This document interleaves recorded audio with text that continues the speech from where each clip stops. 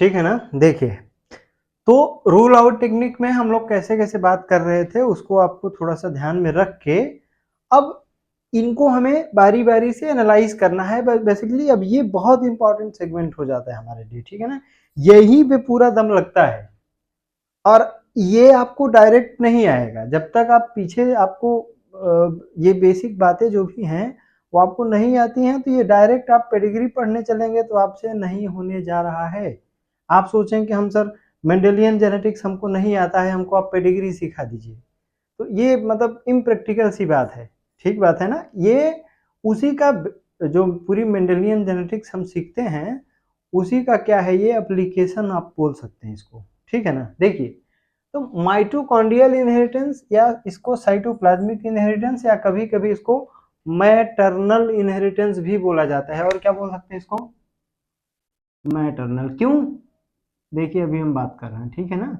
अब यहाँ पे क्या होगा, देखिए बहुत स्पेशल एक आपको स्पेशल होता है, सबसे आसान है हमें लगता है पूरा जितना भी आपको चार्ट दिया जाएगा ना, दो सबसे आसान है वो हम स्टार्टिंग में ही बात कर ले रहे हैं। देखिए ये, देखिए यहाँ पे क्या है कि ये फीमेल यानी कि ये मदर हो सकती है, ठीक है ना। अगर किसी चार्ट के अंदर आपको ये दिया हो कि मदर अफेक्टेड है और उनकी अगली पीढ़ी में, मतलब कह रहे हैं कि सर जितने भी बच्चे यहाँ पे पैदा हो रहे हैं वो सारे के सारे बच्चे क्या हो, अफेक्टेड हो।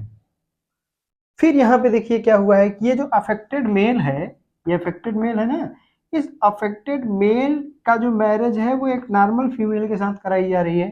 फिर वो अगली पीढ़ी में कह रहे हैं कि सारे बच्चे नॉर्मल हो गए।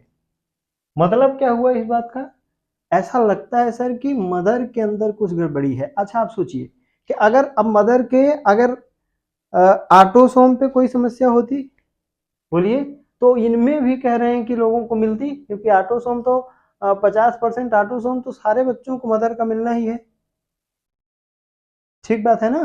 तो इसको ऐसे नहीं सोचना है, इसको ऐसे सोचना है कि मतलब ये हुआ कि ऑटोसोम पे तो समस्या नहीं हो सकती सर, ठीक है ना। अब दूसरी बात क्या हो सकती है कि ऑटोसोम, अच्छा ऑटोसोम को आपने हटा दिया, अब एक्स लिंक्ड, वाई लिंक्ड, तो वो आगे हम लोग इन चीजों के बारे में डिस्कस करेंगे, ठीक है ना। बेसिकली ये कह रहे हैं ये जो बीमारी है ना वो मदर के साइटोप्लाज्म के लेवल पे माइटोकॉन्ड्रिया के अंदर कह रहे हैं कि जो जेनेटिक मटेरियल है या डीएनए है, अगर उसमें कोई गड़बड़ी हो गई, ठीक है ना, अगर उसके अंदर कोई गड़बड़ी हो गई तो वो सारे कह रहे हैं कि यहाँ पे चाहे मेल चाइल्ड हो चाहे फीमेल चाइल्ड हो सबको वो बीमारी मिलनी है। तो उसके पीछे लॉजिक क्या देते हैं ना कि जब फर्टिलाइजेशन होता है तो आपको पता होगा कि बाद में सर मतलब स्पर्मियोजेनेसिस या स्पर्मटिलियोसिस जो प्रोसेस होता है ना उसमें हम क्या बोलते हैं कि सर जो मेल गैमेट होता है या स्पर्म होता है उसके अंदर हेड होता है, फिर नेक, देन मिडिल पीस। तो मिडिल पीस के अंदर वो नेवेन कर्ण शीथ बनता है। क्या बनता है, नेवेन कर्ण, यानी स्पाइरल ऑफ माइटोकॉन्ड्रिया। ठीक है, तो माइटोकॉन्ड्रिया को स्पाइरल फॉर्म में कहाँ अरेंज कर दिया जाता है, मिडिल पीस के अंदर।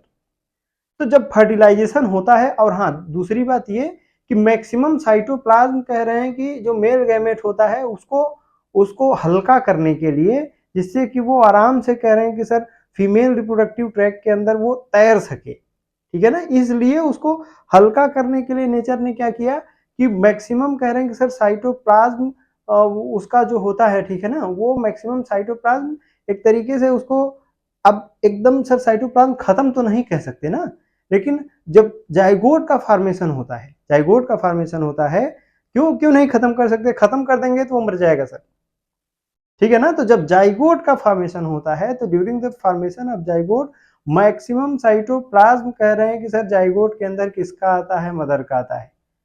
और जो वहां पे मतलब जो गैमेट गैमेट से कह रहे हैं माइटोकॉन्ड्रिया किसका बच्चे को मिलता है, उनकी मदर का मिलता है, ठीक है ना। तो अब वो अगर माइटोकॉन्ड्रिया के डीएनए के अंदर अगर कोई प्रॉब्लम हो गई, वो प्रॉब्लम सारे क्योंकि मेल हो फीमेल हो सबको कह रहे हैं कि साइटोप्लाज्म किसका मिलना है, मदर का मिलना है। उस मदर के साइटोप्लाज्म में कौन बैठा होगा, मदर का जो माइटोकॉन्ड्रिया का डीएनए है। और अगर माइटोकॉन्ड्रिया के डीएनए में गड़बड़ी है तो वो सारे बच्चों को दिखेगा। और यहाँ देखिए, यहाँ जैसे ही कह रहे हैं आपने मदर को यहाँ से देखिए ये मेल चाइल्ड, तो अगले जनरेशन में ये कहीं नहीं दिखेगा। तो इस टाइप का ये जो पैटर्न होता है इसको बोलते हैं साइटोप्लाज्मिक इनहेरिटेंस। मतलब कि मदर की जो सेल है उसके साइटोप्लाज्म के अंदर कह रहे सर माइटोकॉन्ड्रिया है, माइटोकॉन्ड्रिया से एसोसिएटेड जो माइटोकॉन्ड्रियल जीन है उसमें कोई दिक्कत होगी तो वो सारे बच्चों को बीमारी होगी।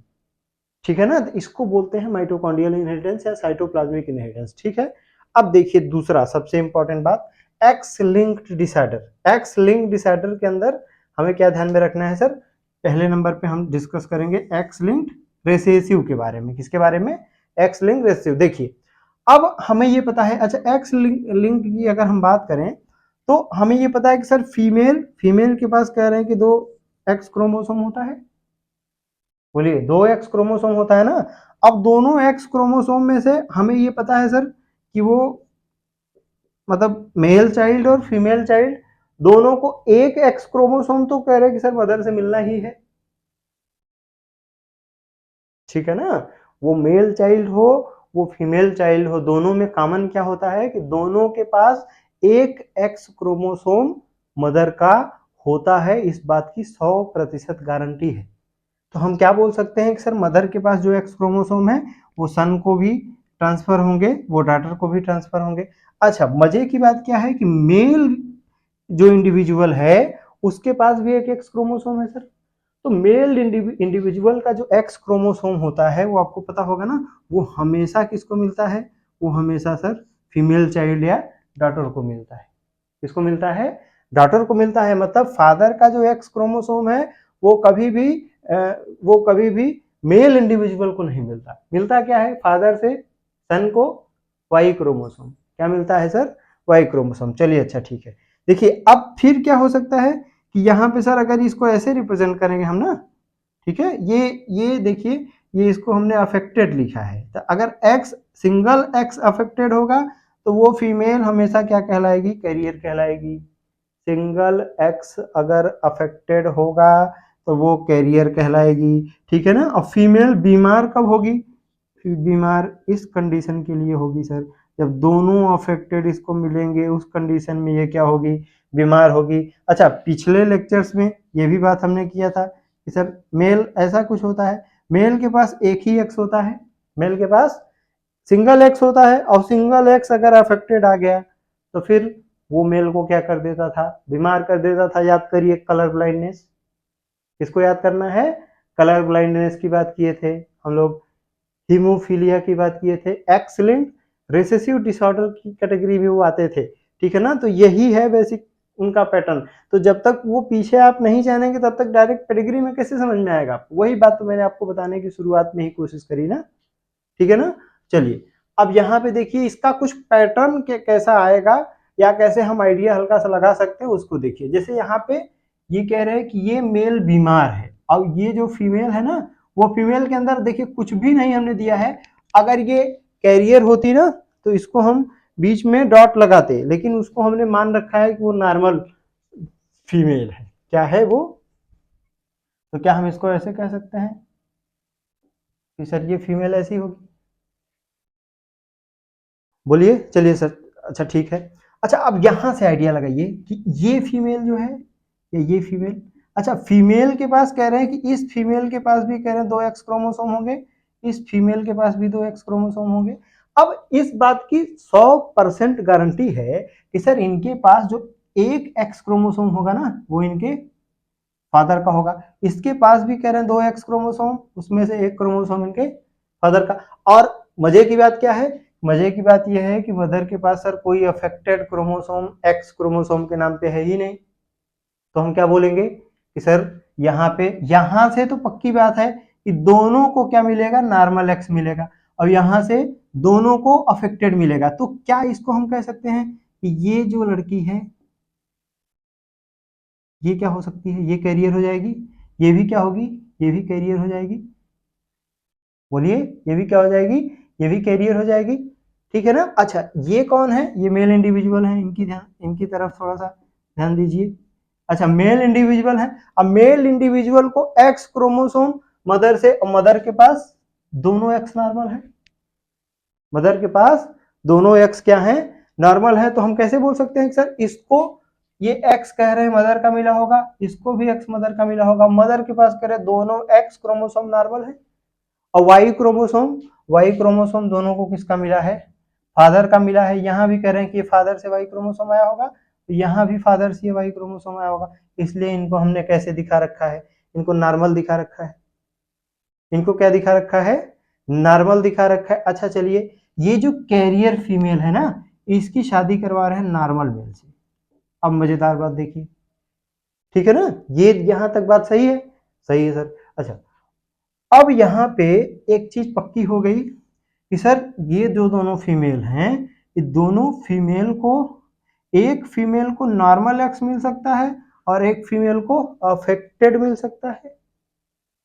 एक को क्या मिल सकता है, नॉर्मल मिल सकता है, दूसरे को क्या मिल सकता है, अफेक्टेड मिल सकता है। तो हम मान ले रहे हैं कि इसको अफेक्टेड मिला, इसको नॉर्मल मिला। बोलिए, इसको अफेक्टेड मिला, इसको नॉर्मल मिला। देखिए इसके पास एक अफेक्टेड है, एक नॉर्मल है, इसके पास एक अफेक्टेड है, ये वाला अफेक्टेड है, ये वाला नॉर्मल है। तो अफेक्टेड एक को मिल सकता है, एक को नॉर्मल मिल सकता है, ऐसे लिख सकते हैं इसको, बिल्कुल लिख सकते हैं सर, बहुत आसान है ये तो। अब दूसरा कह रहे हैं जो एक्स क्रोमोसोम है वो किसका है, वो फादर का है। तो फादर के पास तो कह रहे हैं दोनों कंडीशन में कह रहे हैं कि नॉर्मल एक्स है ना, तो यहाँ भी नॉर्मल और यहाँ भी नॉर्मल, ठीक है। तो ये क्या हो जाएगी, ये जो फीमेल चाइल्ड है ये नॉर्मल होगी, और ये तो यहाँ डॉट लगा रखा है, डॉट को हमने देखिए सिंबल के अंदर बताया था ना, ये कह रहे हैं डॉट सर्कल के अंदर डॉट किसको रिप्रेजेंट करता है, एक्स लिंक्ड के लिए कह रहे हैं जो कैरियर होते हैं उसको रिप्रेजेंट करता है। अच्छा, अब हम अगर मेल की बात करें तो मेल में भी कॉमन बात क्या है कि मेल के केस में भी सर एक को ये अफेक्टेड मिलेगा, एक को नॉर्मल मिलेगा। बोलिए, एक को अफेक्टेड मिलेगा, एक को नॉर्मल मिलेगा। और दूसरी बात क्या सोच सकते हैं, बाकी कह रहे हैं कि अगर मेल है तो इसको क्या मिला होगा, ये वाई, ये वाई, वाई किसका होगा, वो फादर का होगा। ये तो वाई यहाँ पे इनके फादर तो ये हो, ये है। बोलिए, तो यहाँ से कह रहे हैं यहाँ वाई नॉर्मल, यहाँ वाई नॉर्मल, ठीक है, ठीक है सर। अच्छा देखिए, इस कंडीशन के लिए कह रहे हैं कि यहाँ पे देखिए, देखने को क्या मिल रहा है कि यहाँ सर फीमेल नॉर्मल थी, यहाँ फीमेल कैरियर हुई, यहाँ फीमेल कैरियर हुई, ठीक है, और यहाँ फीमेल नॉर्मल हुई, यहाँ फीमेल क्या हुई, कैरियर हुई। लेकिन यहाँ क्या कंडीशन हो रही है, यहाँ देखिए मामला बदल गया, यहाँ पे मेल क्या हो गया, डिजीज्ड हो गया, यहाँ पे मेल क्या है, ये नॉर्मल है, ठीक है ना। तो एक्स लिंक्ड के अंदर देखिए, एक्स लिंक्ड रिसेसिव के अंदर जब हमने डिटेलिंग आपसे करी है ना, जो हमारा सेगमेंट है बेसिकली कलर ब्लाइंडनेस वाला ना, आप उसके अंदर जाके उसको पढ़ने की कोशिश करेंगे तो वो बहुत अच्छे से हमने उसको एक एक बात लेके समझाई है, ठीक है ना, कि अलग अलग क्या केसेस हो सकते हैं। तो यहाँ पे हमने बोला था ना कि मेल जो होते हैं वो ज़्यादा अफेक्टेड होते हैं, एक्स लिंक्ड रिसेसिव डिसऑर्डर के केस में मेल इंडिविजुअल कह रहे हैं ज़्यादा प्रभावित होते हैं। और ये बीमारी जो है वो कभी भी डायरेक्ट कह रहे हैं फादर टू सन, मतलब उसका इनहेरिटेंस नहीं होता है। और क्या बोले थे कि एक फीमेल चाइल्ड को बीमार होने के लिए दो, ठीक है ना, कंडीशन हमने बताया था कि फादर कम से कम बीमार हो, फादर कम से कम बीमार हो, मदर या तो कैरियर हो या बीमार हो। तो मदर बीमार कब होगी, बीमार सर इस कंडीशन में होगी। तो मदर के लिए क्या बताया था हमने, मदर या तो कैरियर हो, मतलब मदर या तो ऐसी हो या तो मदर ऐसी हो। और दूसरी बात, फादर को क्या होना चाहिए, फादर को ये होना चाहिए, ठीक है ना। अच्छा, फिर वहां पे हमने क्रिस क्रॉस इनहेरिटेंस की बात करी थी, किसकी बात करी थी, क्रिस क्रॉस इनहेरिटेंस। तो देखिए यहाँ पे हमने बात किया था, ये मेल है, मेल है सर, ये कौन है, ये फीमेल है सर। यहाँ पे देखिए ये कौन है, ये मेल है, grandson, father to grandson through daughter. यही तो बोला था ना कि हमको कोई बीमारी मिली हो, ठीक है ना, अब वो हमारे नाना में हो, और नाना से वो मम्मी को आए लेकिन मम्मी में अपने आप को एक्सप्रेस ना कर पाए, हम में एक्सप्रेस हो जाए। इस टाइप के इनहेरिटेंस को नाम दिए थे क्रिस क्रॉस इनहेरिटेंस। देखिए male to female to male, ठीक है, चलिए अच्छा है। अब एक्स लिंक्ड डोमिनेंट की अगर हम बात करें, ठीक है ना, एक्स लिंक डोमिनेंट के केस में देखिए आपको क्या ध्यान में रखना है। एक्स लिंक डोमिनेंट के केस में ये कह रहे हैं कि ऐसी कंडीशन में भी फीमेल जो है वो बीमार होगी, वो इस कंडीशन में मेल होगा तो वो बीमार होगा। चलिए अच्छा, मेल यहाँ पे देखिए ध्यान से, मेल यहाँ पे बीमार है, इसको देखिए। अच्छा अब ये हम एनालाइज किसको कर रहे हैं, एक्स लिंक डोमिनेंट को ना, तो अब डोमिनेंट के हिसाब से सोचना है। तो अगर एक्स लिंक डोमिनेंट बीमारी है और एक भी एक्स के ऊपर गड़बड़ी हुई तो अपने आप को एक्सप्रेस कर जाएगा। एक भी एक्स के ऊपर गड़बड़ी हुई तो वो अपने आप को एक्सप्रेस कर जाएगा। अच्छा इसको थोड़ा सा ध्यान देने से पहले एक दो बात यहाँ पे और हमने लिख रखी है, इसको जल्दी से बता देते हैं। देखिए male are more commonly affected, ये बात तो हमने बता दी आपको कि मेल ज्यादा अफेक्टेड होते हैं एक्स लिंक्ड रेसेसिव बीमारियों में, ठीक है। अच्छा इसमें और क्या हो सकता है कि अगर मान लीजिए कोई फीमेल इस तरीके से कह रहे हैं कि उसका जीनोटाइप दिया गया, तो क्या वो जीनोटाइप वाली फीमेल भी बीमार हो सकती है क्या, तो हो सकती है सर। कैसे हो सकती है, अब इसकी संभावना क्या है कि यहाँ पे कह रहे हैं कि सर जो नॉर्मल एलील था, बोलिए, जो नॉर्मल एलील था यानी जिसके अंदर म्यूटेशन नहीं हुआ था, अब वो किसी वजह से कह रहे हैं कि अगर वो इनएक्टिव हो जाए, तो एक तो अफेक्टेड एलील उसके पास पहले से है, अफेक्टेड जीन पहले से है, और दूसरा जो काम कर रहा था जीन वो भी कह रहे हैं कि अगर किसी वजह से उसका इनएक्टिवेशन हो जाए तो इस पर्टिकुलर जीनोटाइप वाली जो फीमेल है वो क्या हो सकती है, वो बीमार हो सकती है। दूसरा क्या एग्जांपल हो सकता है सर, टर्नर सिंड्रोम के केस में हमने बताया था आपसे आपसे 44, ठीक है ना, एक्सओ ऐसा कुछ बताए थे, ठीक है। तो यहाँ पे क्या है कि यहाँ पे एक ही एक्स है और वो एक्स अगर गड़बड़ निकल गया, ठीक है ना, तो एक तरीके से हम कह सकते हैं कि सर ये मतलब दोनों, देखिए यहाँ पे कह रहे हैं कि इसको बीमार इस कंडीशन के लिए होना चाहिए था, लेकिन अगर ये कह रहे हैं ये पहले नॉर्मल था और इसके अंदर कुछ ऐसा चेंज हो जाए ना, यहाँ पे जो नॉर्मल जीन था वो उसके अंदर इनएक्टिवेशन, इसको इस प्रोसेस को हम कह सकते हैं रैंडम इनएक्टिवेशन। तो रैंडम इनएक्टिवेशन और टर्नर सिंड्रोम के अंदर आपको थोड़ा सा अलग तरीके से इसको देख सकते हैं, ठीक है ना।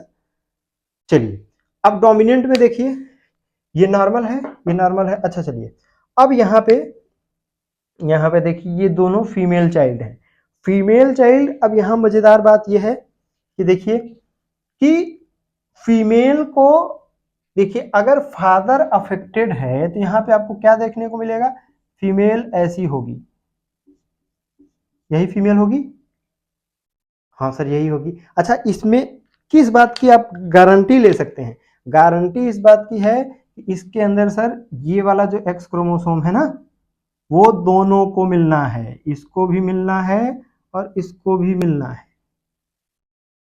और ये बीमारी कौन सी है, एक्स लिंक्ड डोमिनेंट, मतलब एक भी एक्स पे अफेक्टेड वर्जन आया तो वो बीमारी कर देगा। तो देखिए यहाँ भी एक आते ही क्या कर दिया, बीमार कर दिया, यहाँ भी एक आते ही क्या कर दिया, बीमार कर दिया, ठीक है ना। अच्छा दूसरा सोचिए मेल के केस में क्या है, मेलों का यहाँ पे देखिए मजा है सर, मेल कह रहे हैं ये होगा, ये ठीक है ना। तो दोनों देखिए यहाँ से मदर से तो दोनों एक्स इसके पास, इस मदर के पास कह रहे हैं, इनकी इनकी मदर जो है इनके पास एक्स दोनों कॉमन है, तो एक्स तो कह रहे हैं कि फीमेल के, सॉरी मेल के पास, मेल इंडिविजुअल के पास एक्स क्रोमोसोम तो मदर का ही होता है और वाई क्रोमोसोम किसका है, फादर का, और वाई से कोई लेना देना है नहीं, इसलिए ये दोनों क्या हो गए, ये दोनों नॉर्मल हो गए और ये दोनों क्या हो गई, डिजीज्ड हो गई।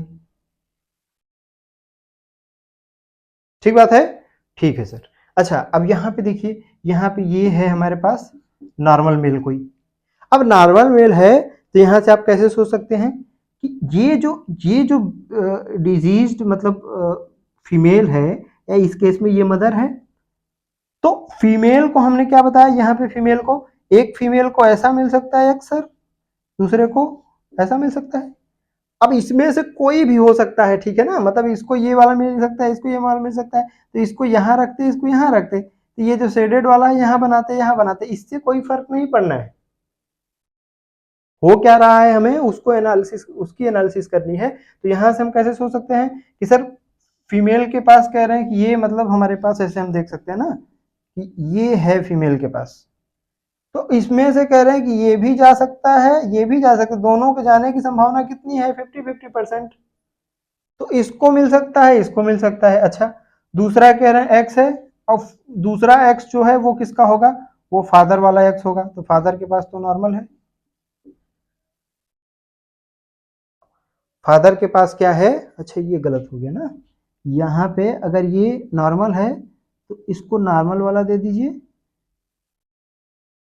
इसको अफेक्टेड दे दीजिए, ठीक है ना, मतलब इसको कह रहे हैं नॉर्मल मिलेगा तो इसको अफेक्टेड मिलेगा। और दूसरा जो एक्स है वो कहाँ से आया है, दूसरा एक्स आया है फादर से, और फादर के पास कह रहे हैं कि एक्स पे कोई गड़बड़ी नहीं है, ठीक है ना। चलिए, अब ठीक इसी तर्ज पे आप मेल के लिए सोच सकते हैं। मेल को हम कैसे लिखेंगे, मेल को एक्स और वाई से, तो देखिए वाई, वाई कह रहे हैं वाई नॉर्मल है, तो वाई यहाँ भी नॉर्मल, यहाँ भी नॉर्मल।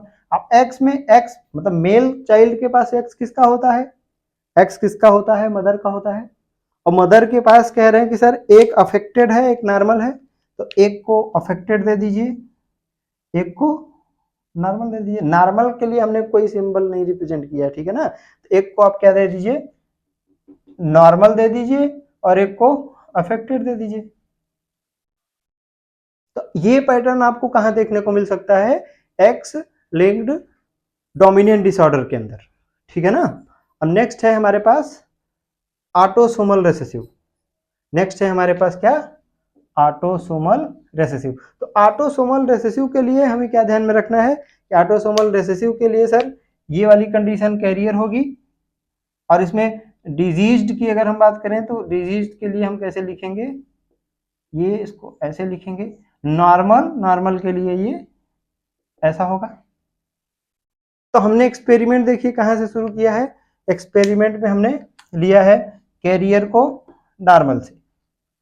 अच्छा, जब हम ऑटोसोम की बात करेंगे ना, तो फिर हम यहाँ पे, यहाँ ये मेल फीमेल के बारे में बहुत हम आइडिया नहीं बोलना है, मतलब एक्स और वाई के बारे में सोचना ही नहीं है आपको, किसके बारे में सोचना है, पूरा पैटर्न हमें ऑटोसोम से रिलेटेड करना है। और यहाँ पे हम ऐसा सोचेंगे जैसे जैसे पिछले सोचते आए थे ना, जैसे जब आप फर्टिलाइजेशन पढ़ते हैं ना, या हाँ ठीक है, जब फर्टिलाइजेशन के अंदर हम स्टडी करते हैं तो वहां पे हम कहते हैं कि सर मेल और फीमेल होने की प्रोबेबिलिटी, तो या तो लड़की लड़की पैदा हो सकती है या तो लड़का पैदा हो सकता है, तो उसको हम क्या मानते हैं सर, 50%, उसको क्या मानते हैं 50%, यानी मेल इंडिविजुअल या फीमेल इंडिविजुअल के पैदा होने की टेंडेंसी कितनी होती है, 50% इन जनरल।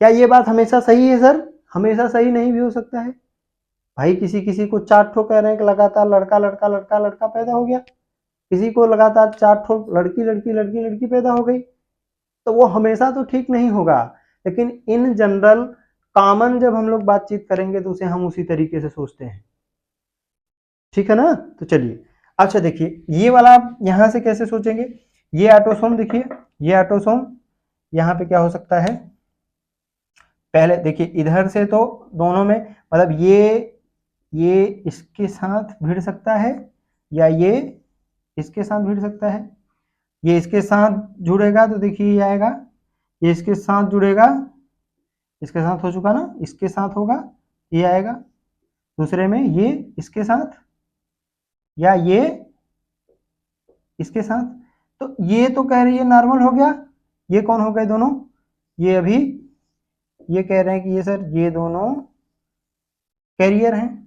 तो अब इस चीज को हम कैसे कह रहे हैं कि सिंबॉलिक फॉर्म में हम कैसे इसको रिप्रेजेंट कर सकते हैं, तो हम इसको देखिए, अगर ये हमारे पास ये कैरियर है तो इसको हम कैसे लिखें, ऐसा, ये नॉर्मल है, इसको कैसे लिखें, ऐसे लिख सकते हैं, बिल्कुल सर, इसको ऐसे लिख सकते हैं, बिल्कुल सर, इसको ऐसे लिख सकते हैं बिल्कुल सर, इसको ऐसे लिख सकते हैं बिल्कुल सर, लिख सकते हैं बिल्कुल, ले लिख दीजिए सर, ठीक है ना।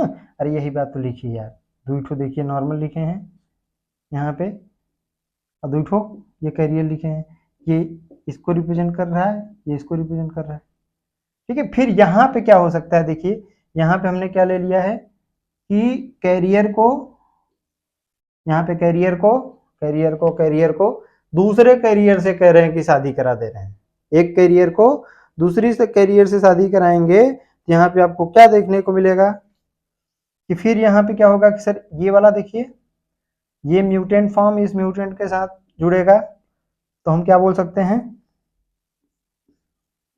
कि ऐसा कुछ आ सकता है, दोनों म्यूटेंट, एक म्यूटेंट एक नॉर्मल,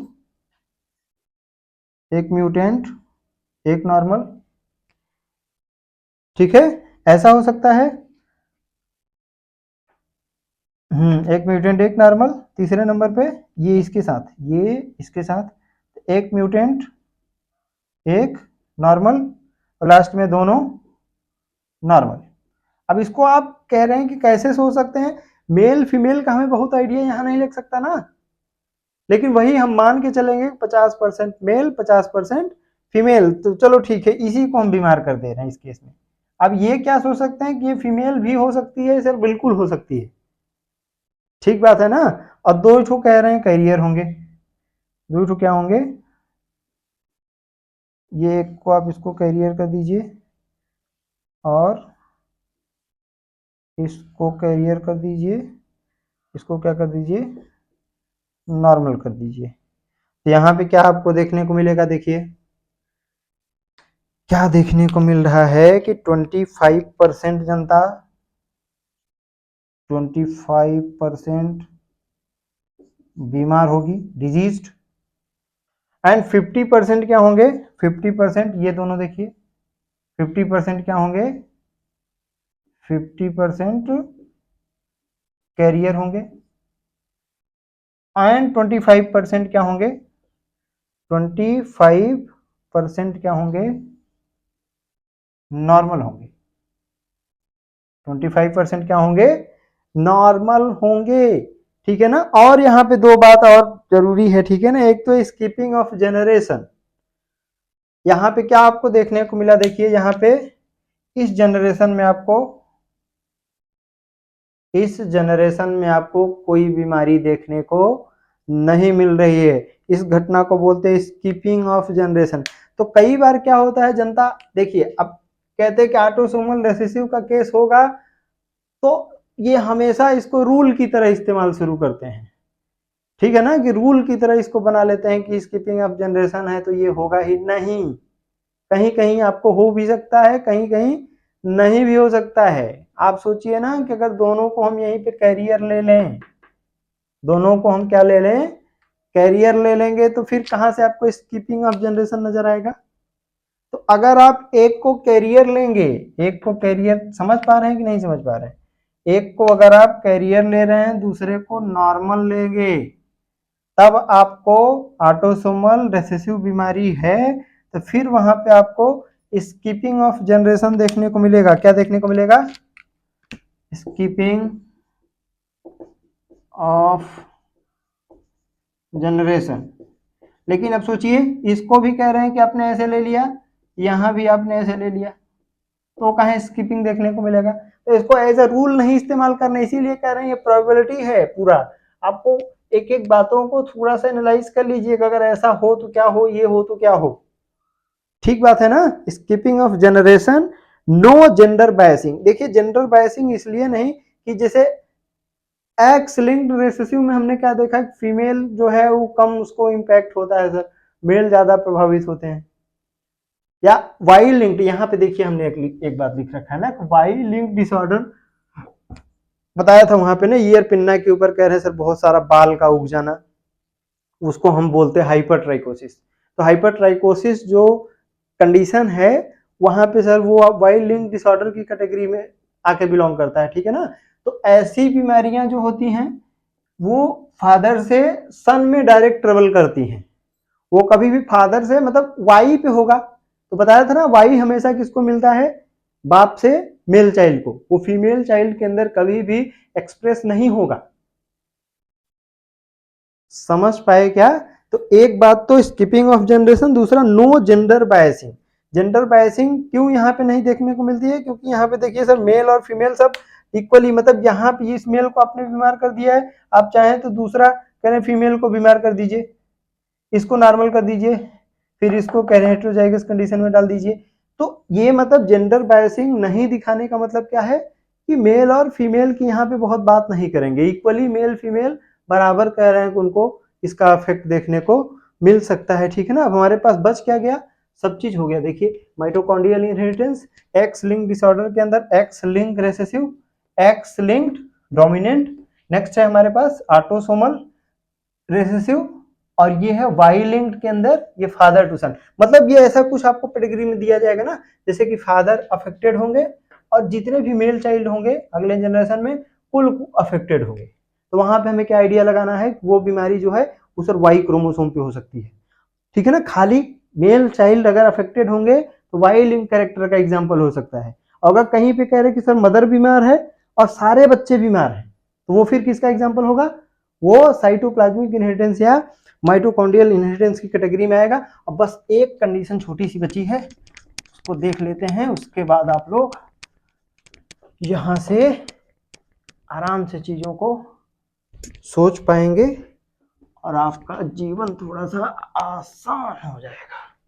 नेक्स्ट है हमारे पास ऑटोसोमल डोमिनेंट। बोलिए कौन सी कंडीशन है, ऑटोसोमल